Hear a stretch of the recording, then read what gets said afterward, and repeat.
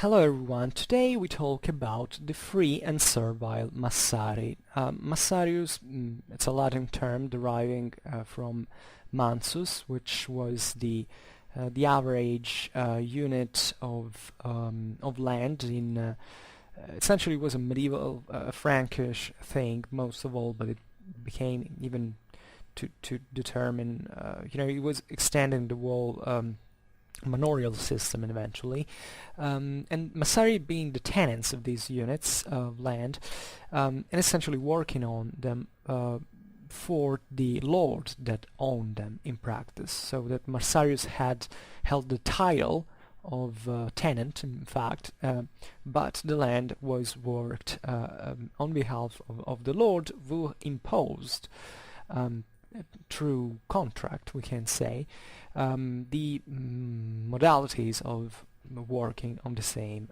mansus.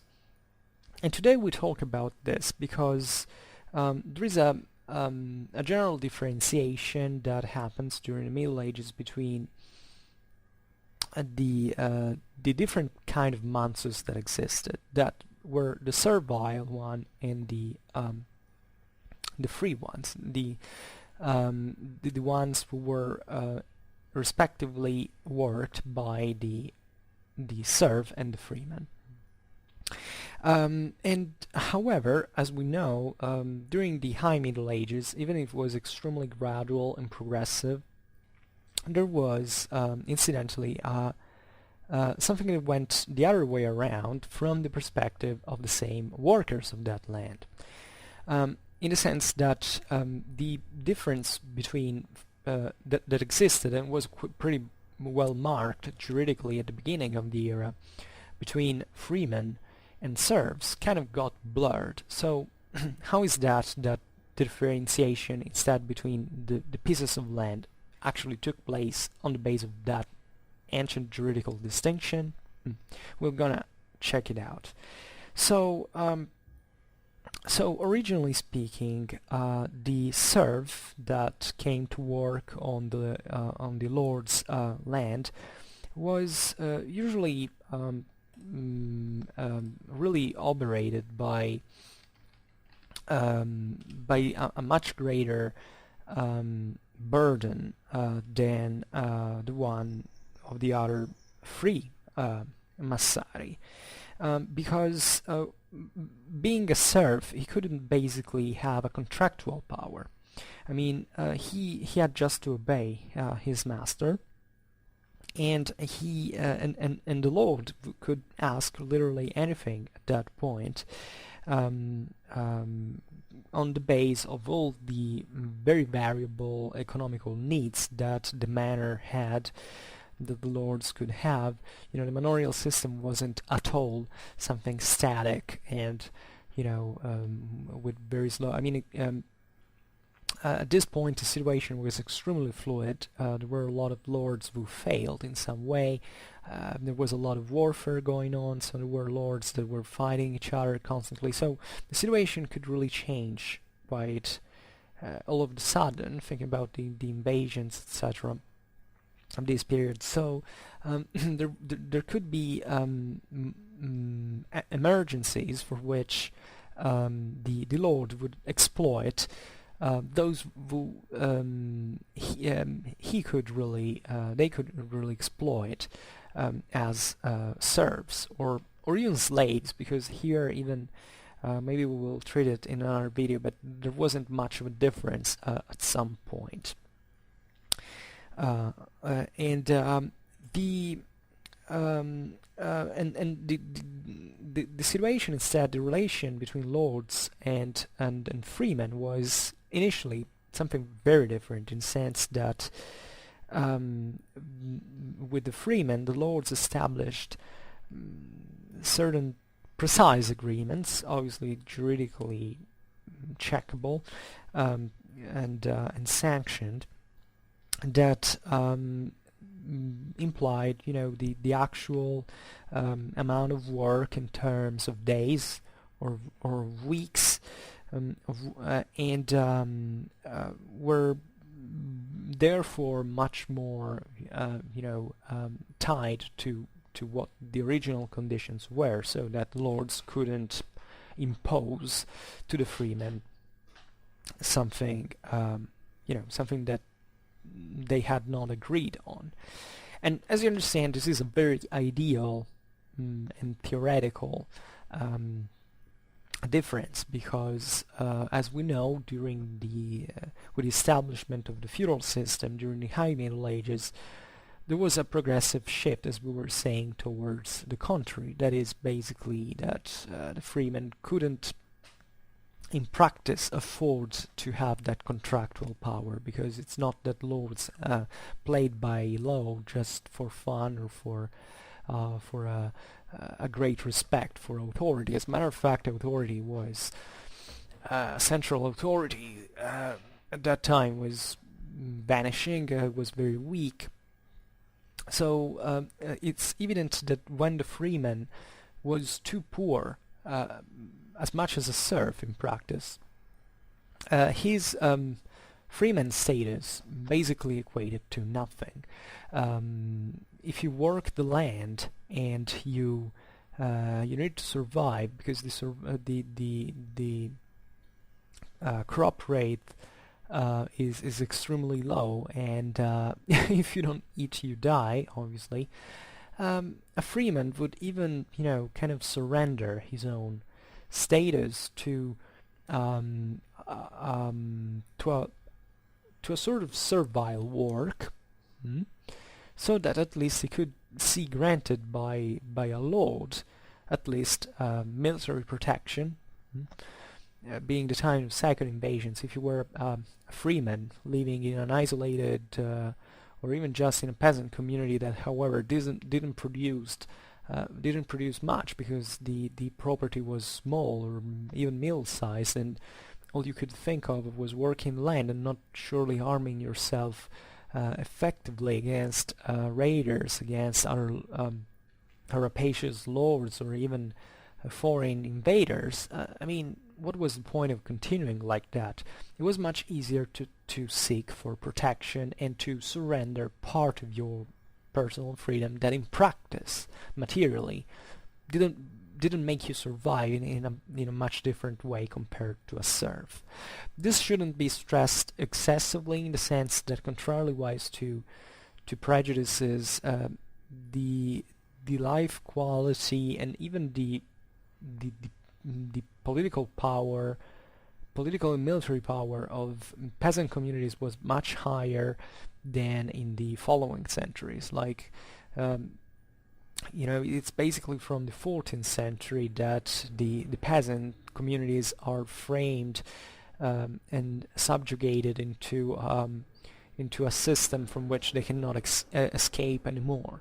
In the previous centuries, the peasants had been quite capable political actors that could carve their own special interests and power within the quite complex and complicated seigneurial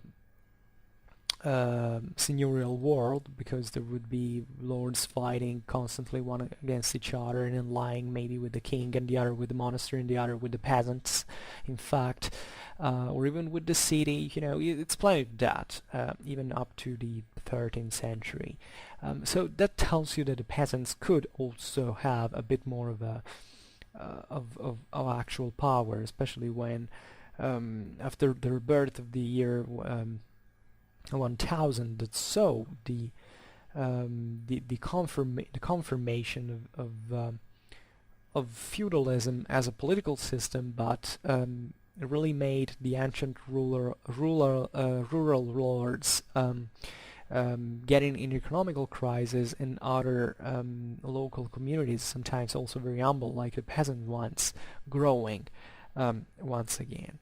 But generally speaking, especially during the post-Carolingian times, especially during the 10th century, many freemen, especially in the north, where there had been a greater continuity with the Germanic tradition of freemen, and society was more primitive but more egalitarian in many ways, freemen saw a substantial fall into their actual free status. And it was something that proceeded rather steadily at this point, although also very gradually, as we have said.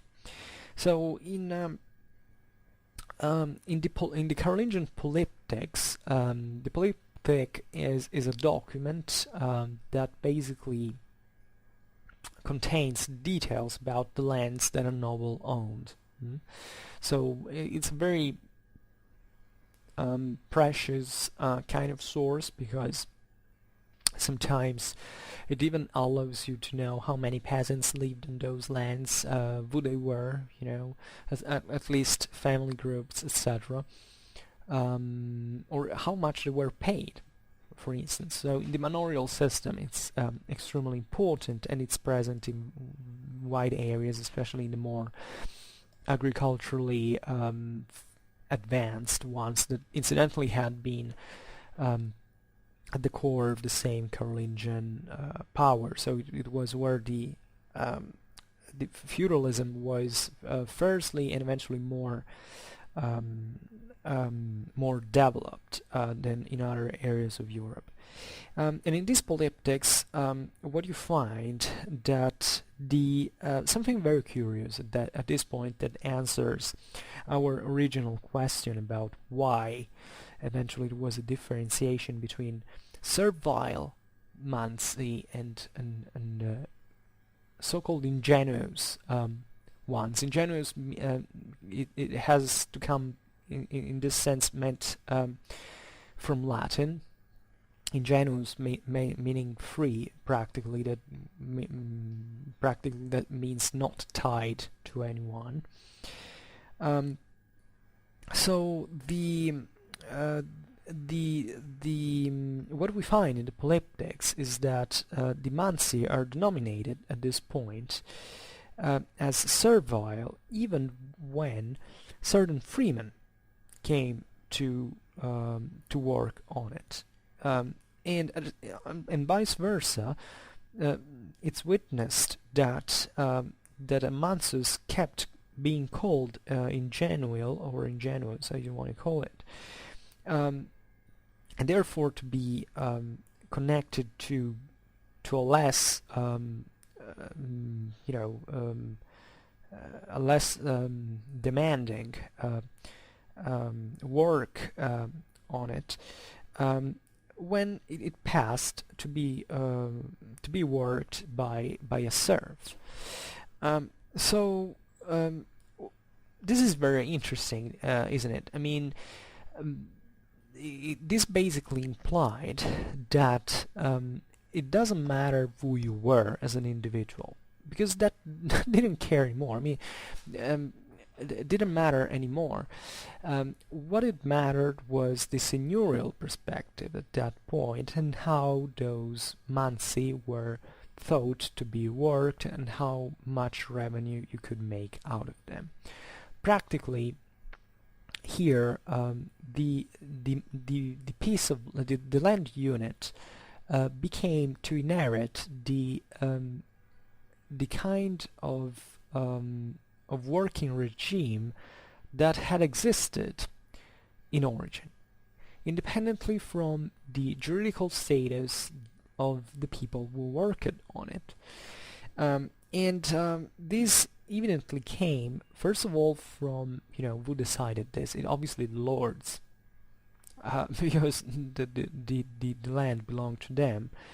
And especially it expresses the worries that the lords had to preserve the burdens that those pieces of land were associated with, without caring about the people that were working on them. And certain people might say, well, it's kind of lazy, isn't it? But these lords could still check who was working on land, maybe adjusting the contract. And surely this happened in some part. I mean, at least in in the smaller units, surely and especially in the smaller domains, the lords could have a much more flexible relation and agreements with his own protege. But this isn't really laziness or not caring about it. It's simply that they could do that. I mean, it simply means that at this point the difference between a freeman and a serf didn't exist practically as labor force. There wasn't anymore. Things had changed up to that point. So what the Lord instead cared about was that those lands that were originally being worked in that way, and probably had seen also a certain degree of differentiation in terms of the also of the land organization, etc., could remain with those revenues that it had previously, so that things wouldn't be messed up, or that it required reconversion costs or stuff like that. And this also tells you that the Lord was really looking at the more at his whole domains rather than the single land units. He cared that everything remained as it was, so that he could rely on those incomes without minding about what was happening, because at the level of at the individual level, because also because he could afford that, because what could those peasants do at that point? To rebel? They had probably grown so poor that nobody could even protest or actively, change things, so that he could get a more favorable treatment if he was, for instance, juridically a freeman. And here it's important to stress that there wasn't even a need to do that, because probably the people who lived on the Lord's land were still satisfied with the condition. I mean, we are at the point that if you really have only to survive, you don't even care that whether you're a freeman or a serf. You just keep doing, the most important thing at that time was to have someone who protected you from the external enemies, and that was the most important thing. So that also gives you a picture of those times society that is pretty dark, and at the same time very pragmatic. So we don't have to think about kind of irrationality or that the lords were irrational in the way they administrated things. Probably they were quite mindful about it instead. And also in the and this was obviously favored also in the larger domains, because in larger domain probably the lord didn't even have to individually interact with the single peasants or family heads. There were other administrators working for him and doing that, and that it continued to exploit in turn those communities, and the power of the noble at that point, for all the wealth he accumulated, was already so great that there couldn't be any revolt or attempt to change the situation. And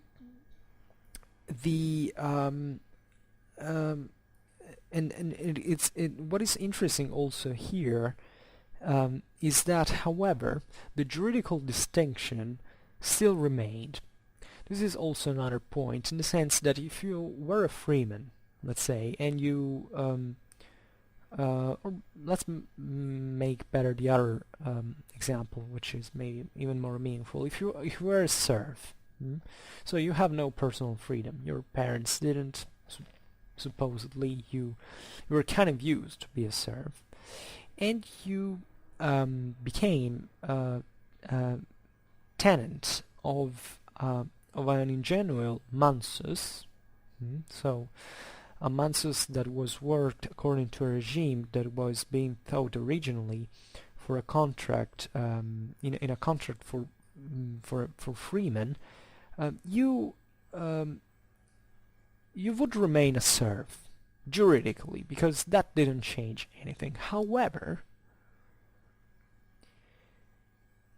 you could work with those particular favors. I mean, to those particular conditions that were previously had been previously accorded to the freemen.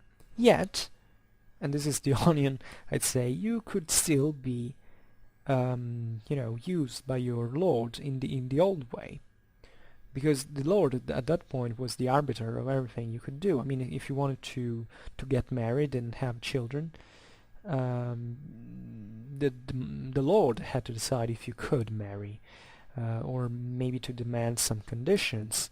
And even the sons could be, your sons could be separated from you, because maybe the Lord wanted them to work somewhere else, which happened, quite frankly. And even if these serfs could accumulate legally, by the way, a sort of personal property, because this was allowed practically.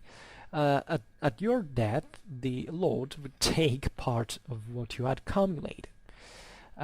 This thing actually of the personal property of slaves was something that existed in several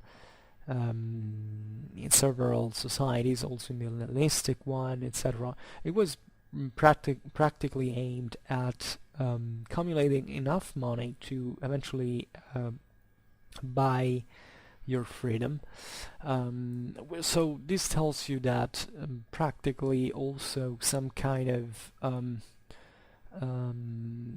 there was a sort of juridical, at least, mobility at this point, in the sense there could be freemen who could lose their own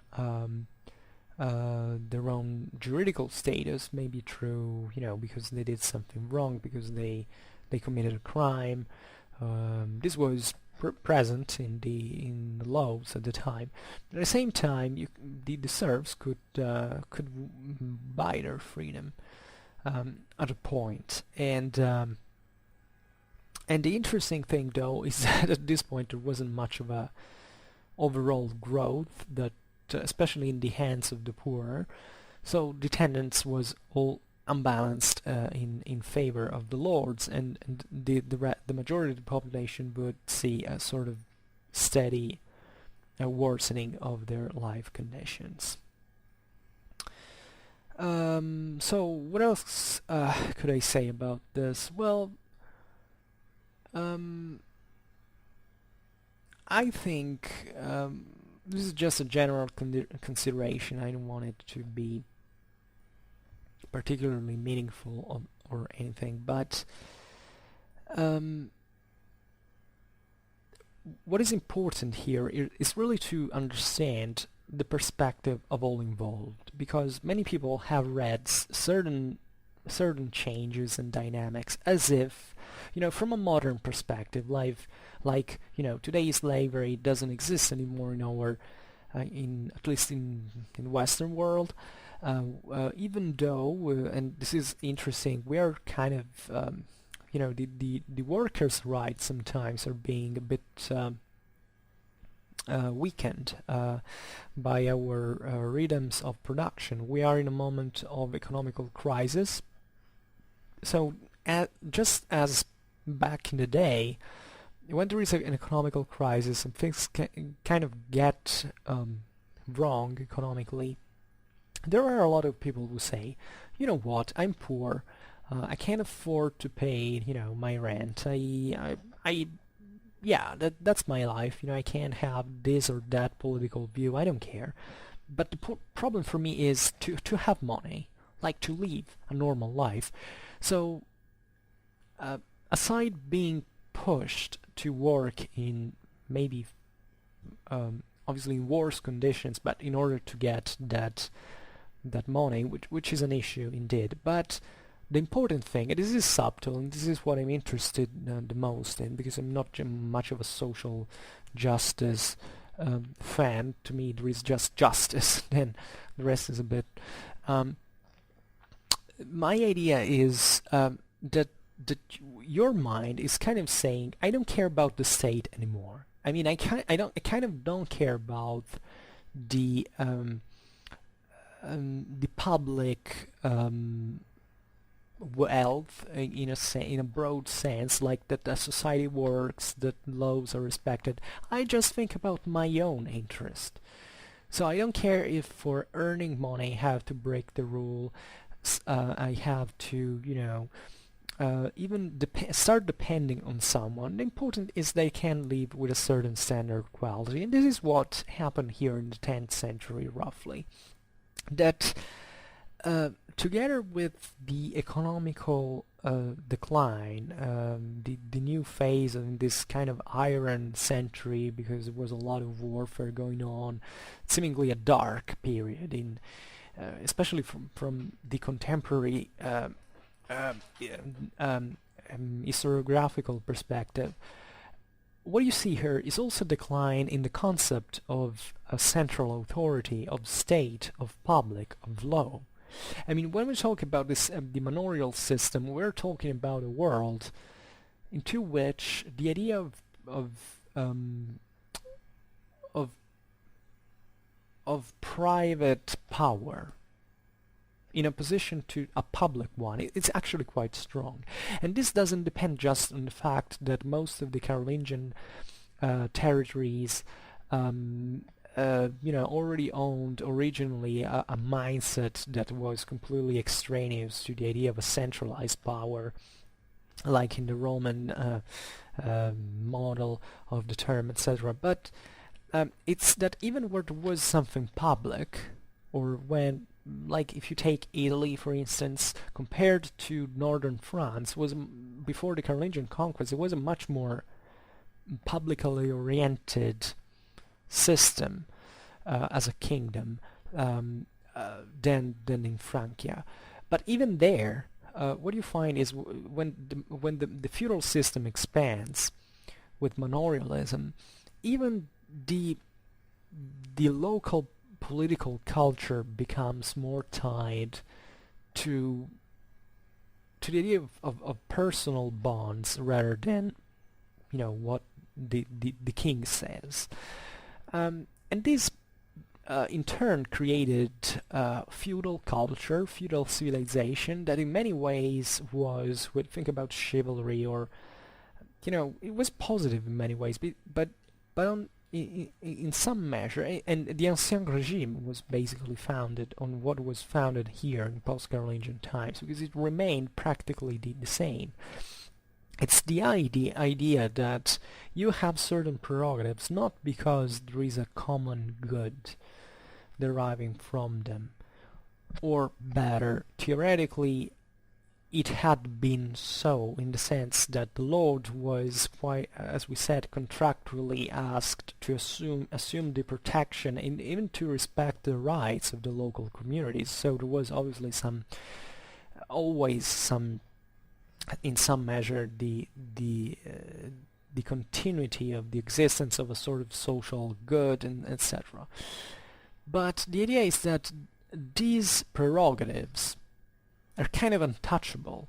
I mean, if it's and this happens, just for the local communities, as for the lords, because if the lords had those prerogatives since, I don't know, the time of the Carolingians, and even maybe some Carolingian king to receive a favor had granted those prerogatives by right, formally with a document or something like that, that lord for the whole Ancien Regime could waive that parchment and say, look, this is what, I don't know, Charles the Great told me that I could do. Well, I'm idealizing here a bit because it didn't really happen in such a fashion, but practically speaking, the idea is that if something had already been in that way, it shall remain in that way. As moderns, from the perspective of a public centralized authority of a state that functions with an egalitarian perspective. This is something very weird, at least if you think about it. It's something that basically claims that it doesn't matter what society has to be in terms of equality, in terms of justice. It's just, a bunch of people matured these rights over time, for in very obscure ways, and then we have to kind of keep the things as they are, because obviously, historically speaking, it's stupid in my opinion to point the finger and say, this was inegalitarian and stuff. You have to understand it for how it was born, but it's still interesting from a statal perspective that from a certain point of view, from a certain point in time, was pushed by the same kings, for instance, that were essentially those who had matured their prerogatives on the top of everybody else, so kind of hypocritical. But in many ways, economical crises bring to these forms of anti-legal thinking. It's like, I just have to earn, some money, I just have to survive in a way, I don't care about the law. I'll just do this business. And this is why, the mob or organized crime actually works that way. They don't even care that it's illegal. They just do it because they've always been doing that. And if you ask them, why do you do that? It's mind your own business. This is mine. Well, if you really want to understand the Middle Ages, this is practically how it was, because you can't really disjunct a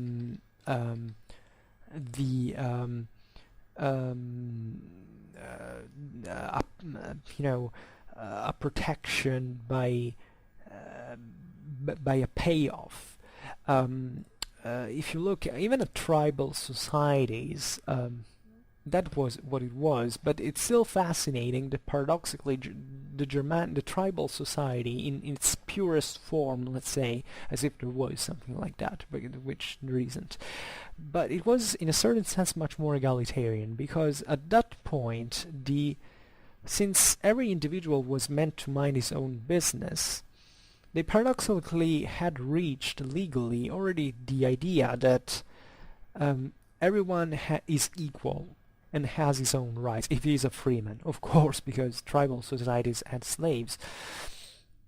But that's also very ideal, because in the same tribal society there were social stratifications, so that particular chieftain had a greater prestige, a greater rule. Even within the same clans and families, there was the guy at the top that decided basically whether for life and death of anyone. And this is something, by the way, rooted in tribalism. It was basically the primitive stage of all the Europeans when they arrived in Europe. Even the Romans were tribesmen. Even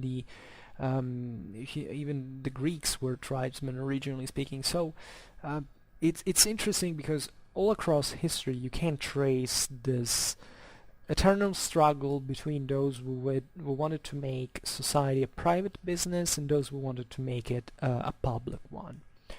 And in this sense, universalism had really played for the creation of centralized states, and it's paradoxical that in the Middle Ages, the more centralized forms actually were formed when universalism died, because the other entities that had been born in form of kingdoms, of duchies, of princedoms, etc., or city republics, etc., were already so developed, politically speaking, that they already had figured out that if they wanted to evolve, they had to create something more centralized. They had to recur to something that stresses the prerogatives of public power and not of the private one, and hence the rediscovery of Roman right that had those very concepts form in it.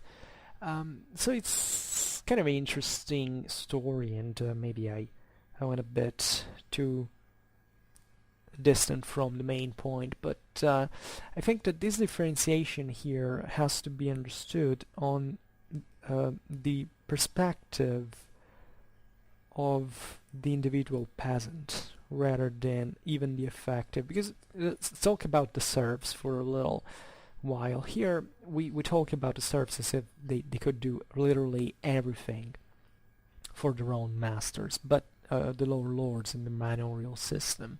But in practice, if the best thing serfs could do was to work the land, I mean, there is really too much you can ask even those serfs to work like, because, you know, humans are all equal, so it's not that if you are a serf, you automatically get the will or the strength to work more than a freeman as such. I mean, even this idea of serfs in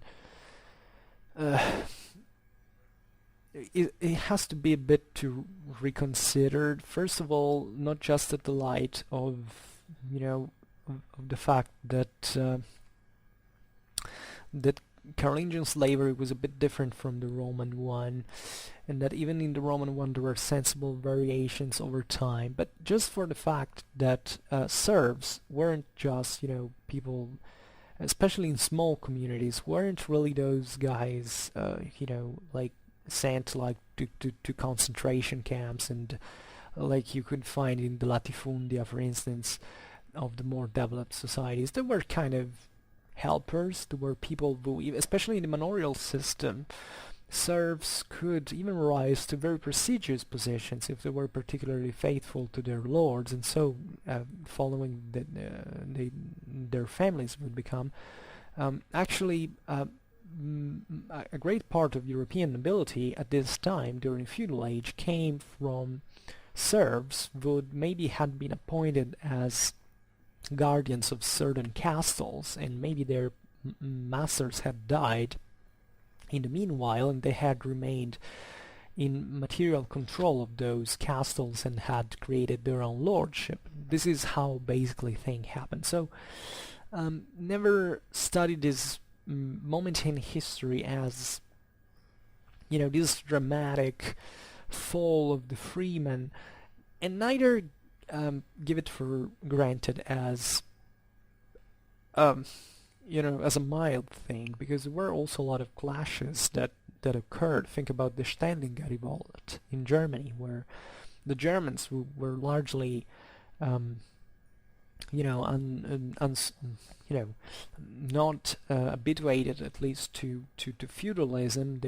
They were quite proud of their egalitarianism, at least in theory.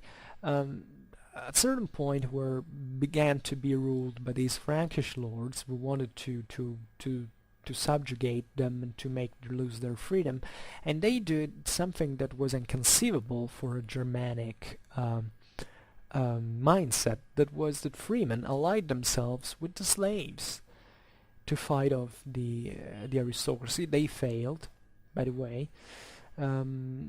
But it's still meaningful in here how civilization basically changes. I mean, how these peoples were actually able to adapt, how humans in general are able to adapt to certain conditions and even to make the best out of them, and even to kind of become more flexible. The only problem is that today maybe it's happening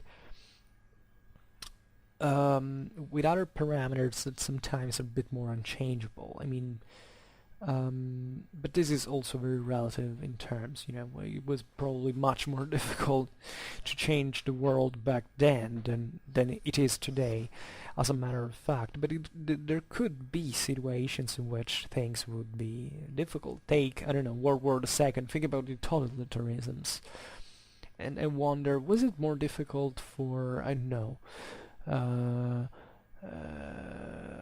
a Soviet who lived in the Soviet Union to change the establishment, or was it more difficult for a peasant, for a Frankish peasant of the 10th century to change the establishment? It's a good question. I don't know, really. I would say it's maybe more difficult for the Soviets, because there were more coercive means, but probably the Soviet, paradoxically on average, lived better than a peasant of